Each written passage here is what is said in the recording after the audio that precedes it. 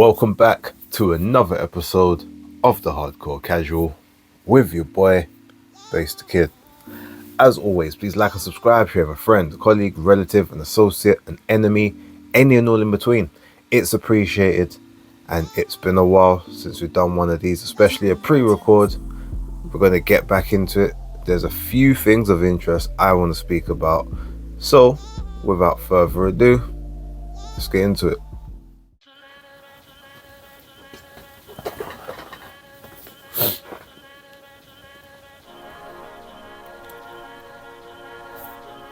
Munguia has been cleared of any wrongdoing. In fact, I think from what I saw of the report, he's actually been cleared of any PED usage whatsoever. So it's not even that it was unintentional and in a supplement. From what I've heard, the A sample and the B sample were different. So the A sample had trace of XYZ in it, the B sample had nothing. Now, if you guys know about how they do the PEDs and whatever, it's the same urine, they just pour it into two different vials. So that potentially means that one of the vials that it went into initially was contaminated. There was maybe a little bit of contamination between going from one to the other. I'm not exactly sure what that process was, but according to it, it was the BBBOC and UCAD that have actually cleared and given the explanation of contamination within source. That is interesting, and it also is a reason as to why, if you guys remember, I said when this happened and when all the others had happened, until I get further clarification moving forward, I won't be necessarily just denigrating someone and throwing them to the wolves. I want to get the facts. I want to give them their moment to have their process, and then whatever happens after that, then I can feel how I feel. Now, I know that generally speaking, especially in this time and age, you gotta get, number one, you gotta get the views, but you gotta do things when it becomes a topic of importance. At this point in time, I don't think anyone is really caring too much about the fact that he had an adverse finding, because it happened 3-4 months ago at this point. So it's just one of those cases where it's a shame, because obviously when it was news, the big news was, he's popped and and I even said, look, I'm going to give him his moment, but it doesn't look good, especially considering that this is the guy that knocked you out, and then now all of a sudden for you to beat him and then you fail the test, it looks a certain way, and there's no getting around that. So it's really hot then. But now have all of the same outlets who had mentioned it before, and the people that had given their opinions, and drug cheat and the Eddie Reynoso gym and all of that stuff, and now he should be banned for life. I haven't really heard any of them come out and say anything regarding this clear test. So again, it also is that microwave culture. It's okay, well, we're gonna say this now because it is what it is, but then when we get the actual facts, okay, we'll just kind of keep it moving. We already had our opinion and it's not going to change anything now. But he made a big concerted effort prior. He did say, look, I've never failed anything before. I don't understand how this would happen. I'm a clean athlete. I've never looked to take anything, etc, etc, etc. Based on what we've seen now, I guess we've got to say that he was correct. Now, let's be honest, as I just said, the damage is done, because no one's gonna give him the rewrite. No one's gonna retract their statements. They're just gonna try and sail off quietly into the sun and just hope everything blows over. But at least now he gets to resume his career, and he's actually fortunate, because in some cases these things take 6, 7, 8, 9 months to clear. For what purpose, I don't know, but at least he hasn't been out of the ring a huge amount of time, and he gets the opportunity to get back in the ring, possibly even before the end of the year, which is still a fairly decent level of activity for him. So again, I didn't chastise, but I did say it looks sus. Now it appears that, especially when it's the BBBOC and UCAD saying it, and it didn't come from the WBC clean boxing program. If they had come back and said he's cleared, I would have had a lot more questions. But as it's from UCAD, I will put the matter to bed, and I just hope that he can get himself back together and get back on whatever track he was on prior to that.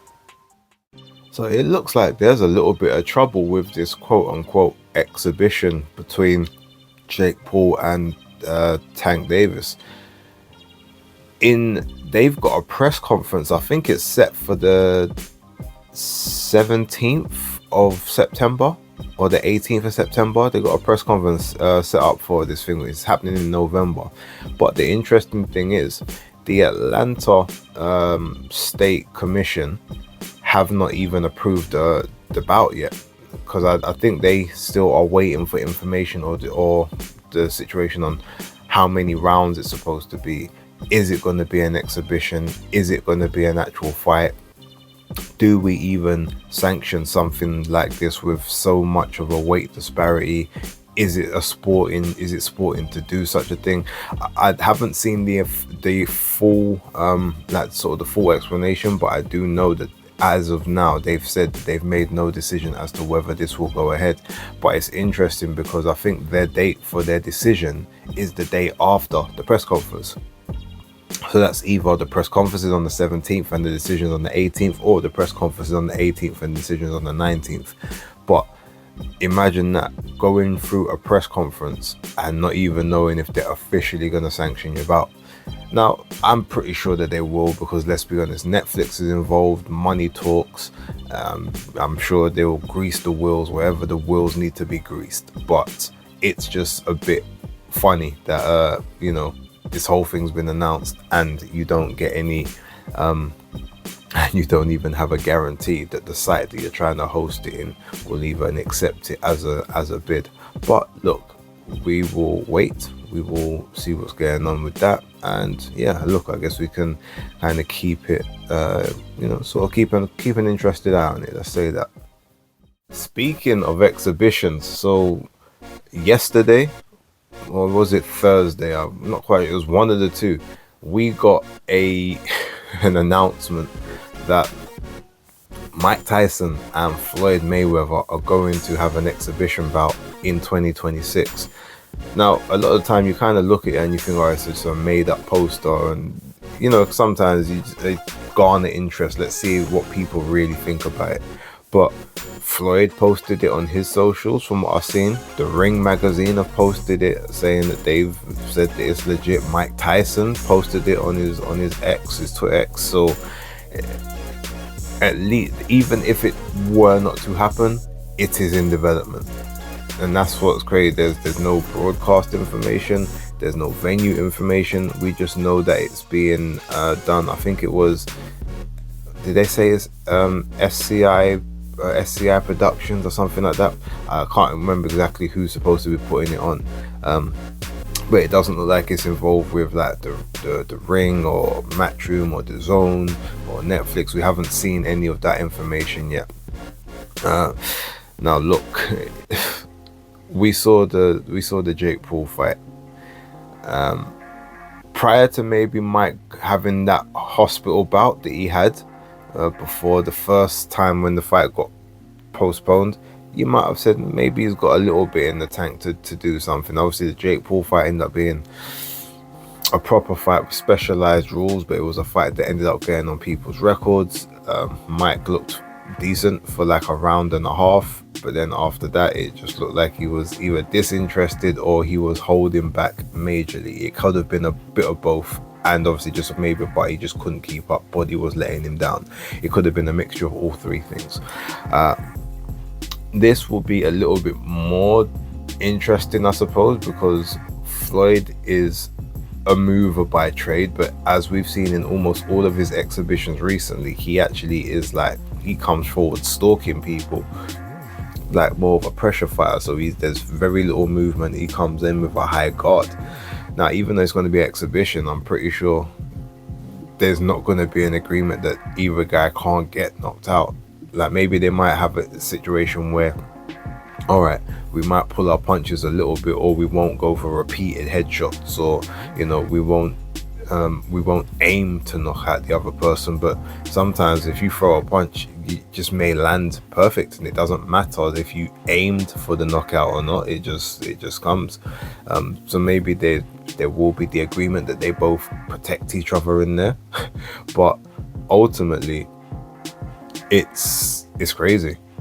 Again, I mean, we can't really complain about the Jake Paul and Tank Davis thing if this is happening. Now, look, if we're gonna say, yeah, but both of these guys are actually real boxers, well, Jake's a real boxer, and the weight gap between Floyd and Mike will be actually bigger than the weight gap between Gervonta Davis and Jake Paul.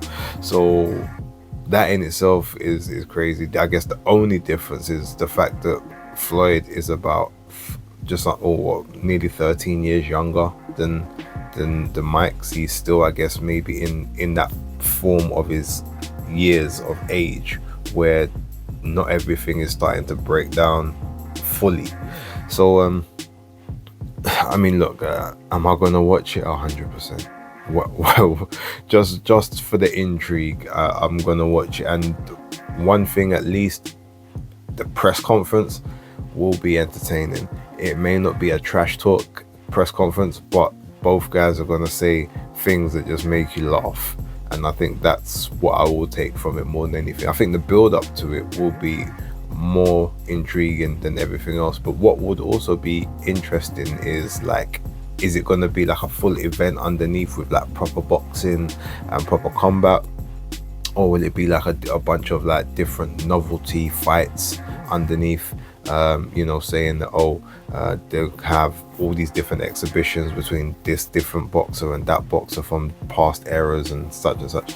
That would be what would be interesting to me to find out. But for the time being, hey, let them do what they're doing. Let's just hope no one gets hurt.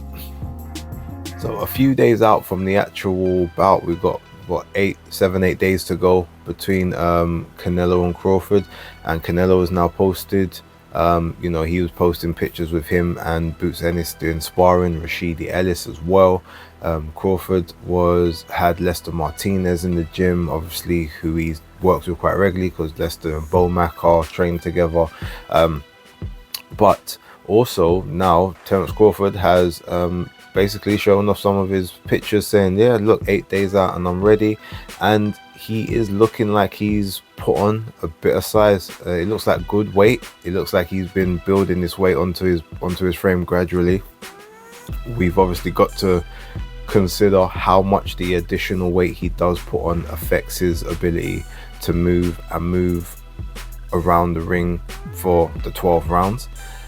But also, looking at the way he looks in his frame, there is a very, very good possibility that he will not be trying to use a huge amount of lateral movement and fast twitch movements around the ring. He may be planning to stay closer, stay within range, maybe just being able to do a half step here, a pendulum step here, a lateral movement there, and then fight basically in the pocket. He might feel like it's going to be an easier fight for him to sort of stay more stagnant and stay more stationary than to move and expend energy that way. I don't know. We won't find out till obviously the day comes. I would prefer if he didn't use the entire 168 pound limit. I think sort of 163 would be maybe a perfect segue for him. 162, 163, somewhere around there, just so that those, you don't necessarily just have to keep the extra bulk on. And if he comes in at that weight, I'm pretty sure he wouldn't necessarily have to rehydrate up too much anyway. So by the time he's in the ring, he probably might only be about 170 to begin with.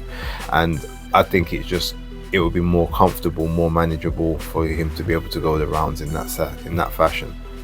But obviously, talking about that fight, Tim Bradley has been going on an offensive, talking about, he said, look, when Bud knocks him out, like, he's gonna knock him out. Believer said that he's gonna turn it on when it comes to it. Like, basically, Canelo, he's been disappointing recently, and he's been ducking all of the best challengers. And a lot of people have said, they weren't saying it too much, like maybe the last year. Everyone was like, well, look, we want the Benavidez fight. That's cool. But now all of a sudden everything is like, yeah, but since the Bivol fight, he's realized that he's mortal. So he's only taking on soft touches or guys that maybe they're competitive to everyone else. But because he's just a level above and he already knows he's a level above, he's just going to carry on doing his thing, and he's just going to keep taking these guys that he knows he can beat. These guys are just going to stick and stay right next to him.